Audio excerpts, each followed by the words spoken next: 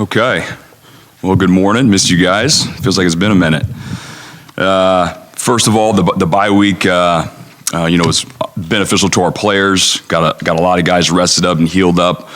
It was beneficial for us recruiting-wise. It was our first time we've been in high schools since February of 2020.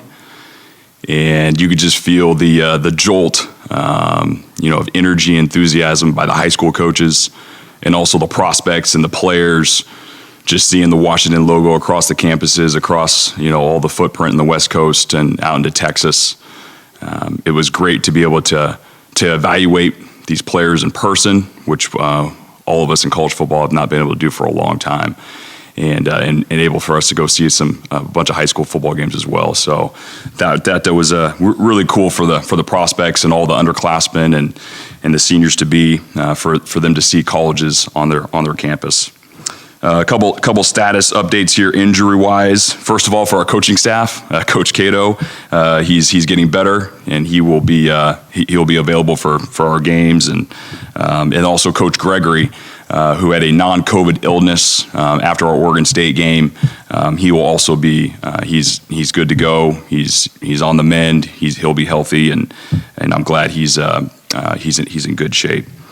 And then a big one here. I'm so proud of this guy. Zion participated in his first full padded practice, and just really astounding how he has been able to overcome such a devastating injury. And I think I told you guys this way back when. You could just see it in his eyes the day it happened that he was going to be determined to come back quicker than the experts thought, and it looks like that's the case. He is still week to week, but for him to see him in full dress and going full go was impressive, and I'm so proud of his work ethic and obviously our training staff and our medical staff of getting him back this quick from such a devastating injury. And then also, I know you guys already know this, but I want to officially announce, so Tim Horn decided to enter the transfer portal. We're not planning on redshirting him this year, but after the 4 games, he wanted to preserve his year, so we definitely we always want to make sure our players' best interests are at heart, so we did grant that. And then after further discussion, he wants to be the starting place kicker, and at this point right now, he's our backup. And so we wish him the best, and with that, I'll take questions. With a guy like Zion, who hasn't played in a while, is rust a real thing? Of course, rust is a real thing. I mean, coming back from a devastating injury like that, that's going to be for anybody. But for an injury like his, there's going to be for sure some rust. I mean, I don't know. That's for anybody. That's not anything about Zion. That's a horrible injury to take, and there's going to be those butterflies that first play he plays, whenever that is, and there's going to be a little bit of okay, I got to catch up to game speed here. And I got to trust that the surgery and all the rehab worked, and be able to trust that thing as well. You mentioned an illness for Bob Gregory. Was he available for Oregon State? Was he there with you guys? Or? Yes. Okay. Yes, it was the day after. Yep, on Sunday. Yes, he was. Coach, back to Zion for a second.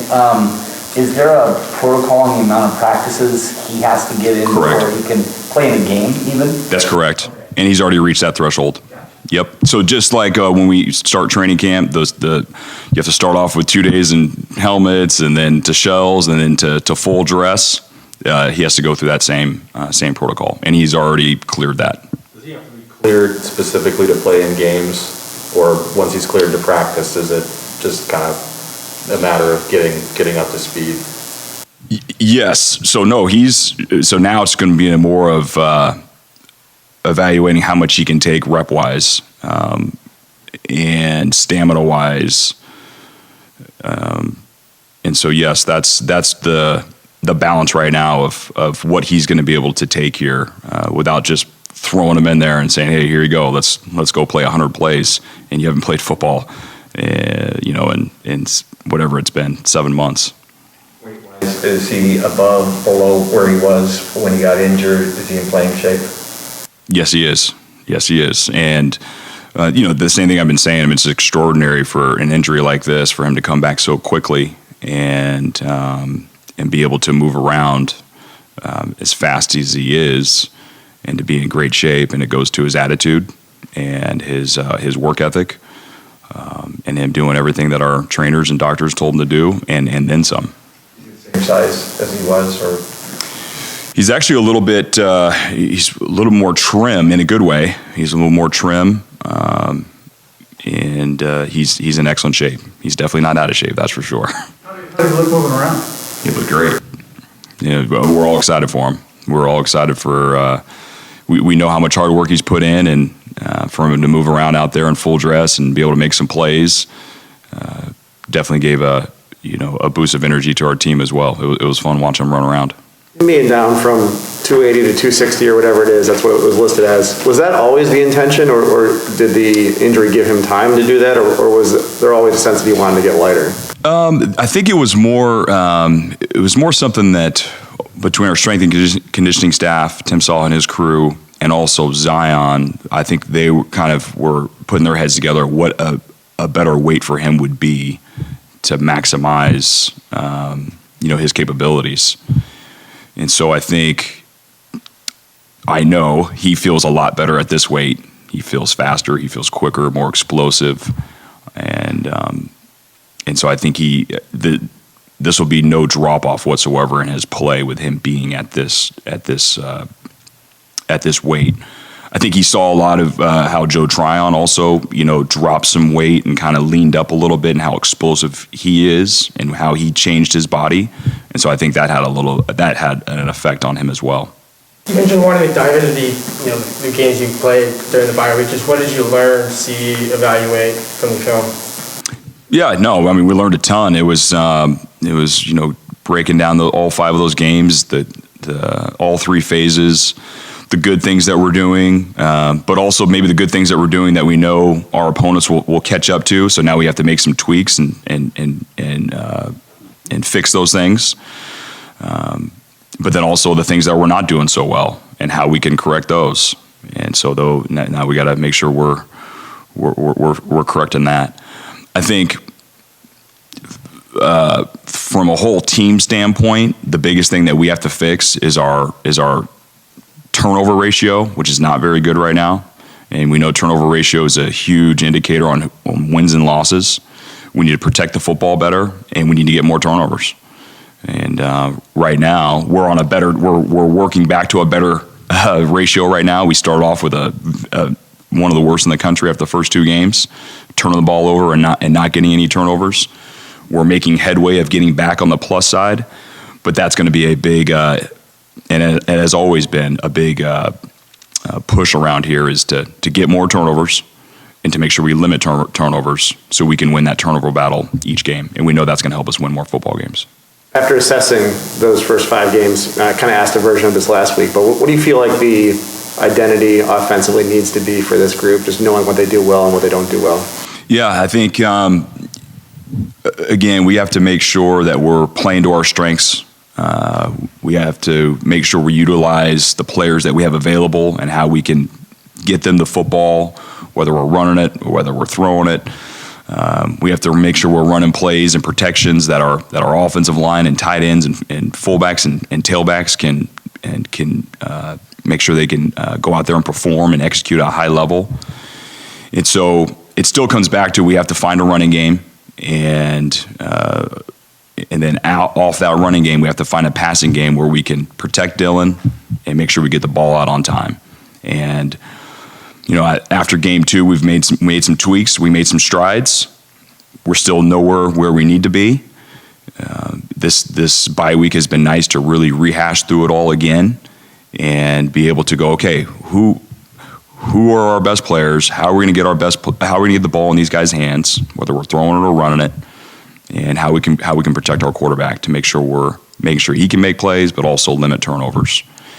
And it's a continual work in progress, but I think we're making strides since game 2. Do you think that in the games you played, that offensively you asked guys to do things that weren't their strengths, that you haven't played to their strengths, that you put guys in positions where maybe they shouldn't have been doing that, maybe that wasn't what they were best at? Yeah, and I think when you go into it, you think you probably think the opposite, and then all of a sudden you're like, you know what? Maybe this it's better if we do these things, and we're better at these. And I think that's the growth progress that we've had on that side of the ball. But I would say the same thing on defense as well. We've had some other schemes in that other players have been able to handle and are better at. And then now all of a sudden we've flipped and done some different things on defense because we're settling on who our personnel is and what they can handle and what they can't and what they're better at. So we're going to lean more towards those calls. And then really, going back to offense, in the first couple of games, it was very personnel driven, who was available. And as you guys all know, we had some players not available, so we were definitely trying to get some schematics in there to help our players be successful. We're in a way better position now with almost everybody healthy. And so we're planning on showing a lot more progress here coming up in Game 6. You mentioned results unfolding around the rest of the conference and like your team getting healthy in the bye week. What do you think your opportunity is right now? I'm sorry, the beginning of the press. Can you say that again? With like all the health of your team kind of getting back and the results around the Pac-12 and all that, all things considered, what do you think your opportunity is right now and this week? Oh yeah, I mean, yeah. So of course we're very happy that we're on the mend and as probably as healthy as we've been since training camp. And yeah, I mean, you guys see the chaos of college football right now and in our conference. But you look across college football, teams are taking on losses where maybe people thought they weren't going to take a loss. A lot of twists and turns in the top 25. And then you just look in the Pac-12 and you look in the Pac-12 North especially.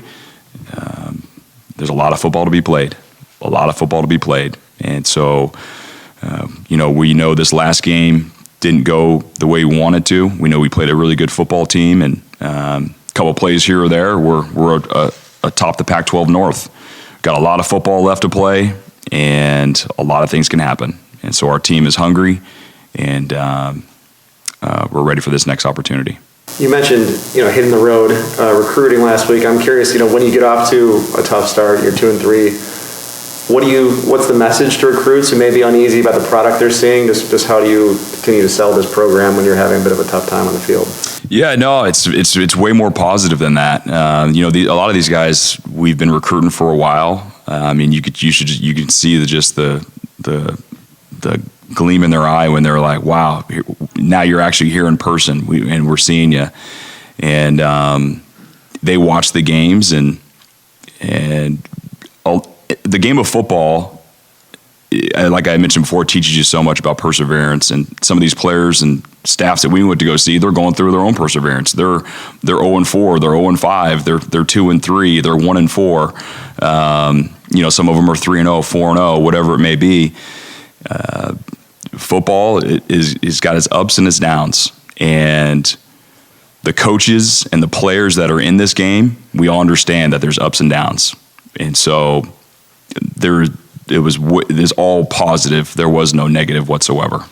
With the recruiting piece right now, we know how you feel about star ratings and all those things. Do you feel like you're recruiting at the level right now that you need to reach the goals that you want to get to with this program? Yeah, I really like our players. I like our players that we've signed here since 2014 that have helped us, win, two of our Pac-12 championships out of, I believe the 17 in the history of this program. So I really liked all those players that we recruited.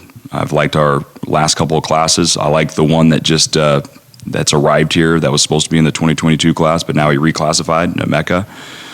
He's going to be a big-time football player for the University of Washington. And we have some, obviously it's not bindable right now, but we have some commits that we feel really, really good about. And then some other players that we're still chasing, just like the rest of the country are chasing and trying to sign on signing day. And so, the history has shown that we've been able to sign players and develop them, make them all conference players, and make them NFL players better than anybody out west. Jimmy, there were photos that showed you where you were, say, last Friday. Oh, there was. And typically, the next day, your next opponent was playing in that same city.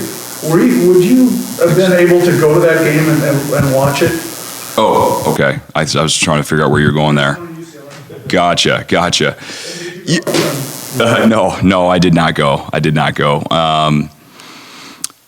I mean, we are so busy we were so excited to get out on the road and go see these prospects, see these coaches.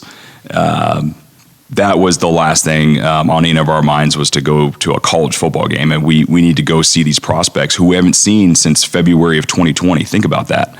Now, they've been able to come here in the last few months, on unofficials and officials here on campus, but we've not been able to go to high school since February 2020. The whole country has not. And so it was just, it was so uplifting. It was so uplifting for us, but for those players, all the high school kids, to see colleges and the University of Washington in their building. That's our focus on the bye week, was to go out and reconnect with those coaching staffs, and for those prospects to be able to see the Washington logo walk in the hallways. How would you describe your role in recruiting as a head coach relative to when you were coaching DBs? Yeah, so I mean, the difference, obviously, for me, just worrying about defensive players and DBs over the years, is now, I get to look at everybody, and so the role is now, instead of me just focused on defensive players and talking to defensive families, I'm talking to offense, special teams, and defensive families and recruits, and watching all the film. Put a lot of trust in our recruiting staff and our position coaches to make sure they're going out and finding the players that we want here at the University of Washington. But then I'm able to watch all the film. Before it was watch the defensive players, and now I'm watching everybody. And then I'm in contact with everybody on the phone, via text, every prospect that we're recruiting. So that's the biggest difference. Do you try to take a proactive role in every prospect's recruitment? Are you? Oh, yes. Do you see yourself more on the back end, more on the front end? No, I would say initially when we find the prospect, that's going to be more of our recruiting staff and our coaches, which that's always been the case. And then once we find out who we want, now here we go. I'm on the front of that, just along with the recruiting coach and the position coach. With UCLA and Zach Charbonnet, he's a guy that you guys recruited, although you were not on the offensive side then in terms of recruiting. What do you see in the film now, and did you have a sense of him when you guys were recruiting him, or were you more focused on DBs at that point? Oh, no, because there was other players at that same school at the same time, and so we were very well aware of the talent, and we recruited him for a while. Big time football player, really good size. You guys know I like big running backs. He's got really good size. He's got good speed. We also did a lot of work on him because we thought we were going to play him in 2020 here in Husky Stadium when he was at the University of Michigan. So we did a lot of study on him there while he was across the country. And then now, of course, you can see the season he's having right now. And so we've done a lot of work on him. He's a special football player. He was a special football player coming out of high school. You could see he's that and then some now in college. And it'll be a tough running back to bring down on Saturday. Just a couple things. Number one, is Cade out of COVID protocol, 100% ready to go? I answered that last week, yes. Okay, and then also, with the bye week and having a chance to dive deeper into the film, what are a couple of things in the running game that really need to happen in order to get the production that you really want to see? Yeah, so we went back and saw some runs that we were more successful with, that our O-line tight ends and running backs are better able to execute. And so, we'll do some of those, but some of the runs that maybe have not been executed as well, we know if we make a few tweaks and we get better and we're able to execute it better, we know those runs will be able to work as well. And so really went under the hood and looked at all that, and we're hoping the tweaks that we've made here in the last week and a half will show some results on Saturday. I know Julius Buelow, went out and MJ Alley came in. Is there something MJ is better at, something Julius is better at, or are they both basically the same guy? Yeah, I think they're both no, they're not the same guy. They're two really good football players that we feel really good about, that are competing for a spot. If either of them in there, we feel confident they're going to get the job done. But they're both players that are fighting for that spot, and just like across our whole team, there's competition going on all the time, and competition brings the best out of you, and the cream usually rises to the top, and those two guys are going to will keep competing here throughout the season. What's the challenge like against this UCLA rushing attack? When we mentioned Charbonnet, but they've got two running backs that have been very effective, and of course their quarterback can run as well. Like, what does this team do differently in the running game that could give you problems? Yeah, they do a lot different. I think I've told you guys I have a lot of respect for Chip. I think he really changed football, not just college football. He changed football with all the different schemes he was running years ago, even when he's back in New Hampshire, and then of course his run at Oregon. And now you could see he's doing some different things schematics-wise that cause defenses problems. And then you throw in there, they have talented players. They have a running back a quarterback who also can hurt you with his legs. They present a lot of challenges. And Justin Fry, their offensive coordinator, who also is who I have a lot of respect for, he does a lot of different, multiple things that you normally don't see week in and week out. And so it's definitely going to be a huge challenge for us defensively. They've been able to churn out a lot of yards. So when you can combine a scheme that's on the cutting edge with really good football players and a coaching staff that's doing some next level stuff, it's going to be a tough contest on Saturday. Taj Davis, in his first couple of games, had a lot of catches, and then maybe defenders started to take note of him, and you have some guys come back. I mean, what's his role like now? Yeah, his role is he's one of our top guys.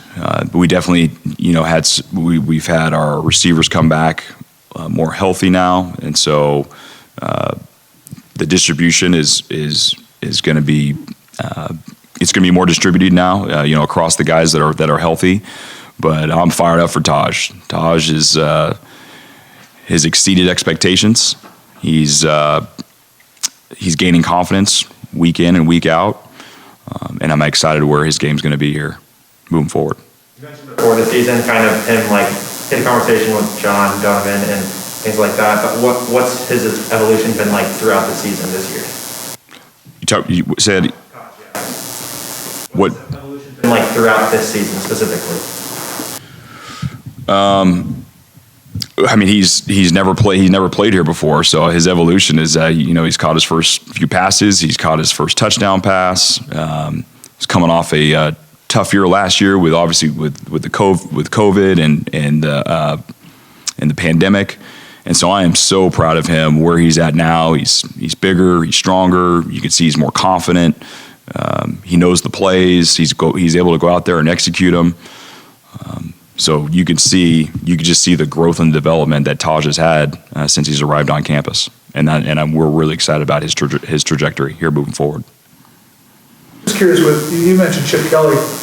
He was like 10 years ago. He came in here with Oregon, and he was this new age guy. And then he goes off to the NFL. Did that change him much in what he does? You still seem to indicate he's a new age guy, but did the NFL experience make him a different coach in your eyes? Yeah, and again, it's in my eyes, right? So I mean, I don't want to, but so that the cool thing is he changed the NFL as well. A lot of the plays that he was running in the NFL at the time, even though it didn't go, I'm sure as successful as he wanted it to go in his two stops, he changed a lot of the way defenses handled that type of offense, but also the way offenses were calling plays. And I think Chip deserved a lot of that credit. And then definitely you see a transition in the type of plays that he's running from 10 years ago to now. just like all of us, we're trying to grow and develop and get better. We know if we stay the same and do the same exact things, people will eventually catch up to it. And so I think he's done a good job evolving. And I think he's a heck of a ball coach, and he's done a lot for this game. Jimmy, the throwback uniforms, seems like you guys might be wearing those this week, and that stuff. I mean, what's your thoughts on just the old logos and things like that? Yeah, no, we're real excited that this all has come together. We thought this would be a great time for our homecoming game. This is usually when we get the most, former players back in town, and to be able to celebrate the 30-year anniversary of our 1991 national championship, we felt this game was perfect for it. I know our players are excited to wear the throwback uniforms and wear the throwback logos, and just the nostalgia of the logo and the old uniform dating back to our best year in the history of Husky football will be special for all of our former players and, of course, Husky Nation. All right, thank you.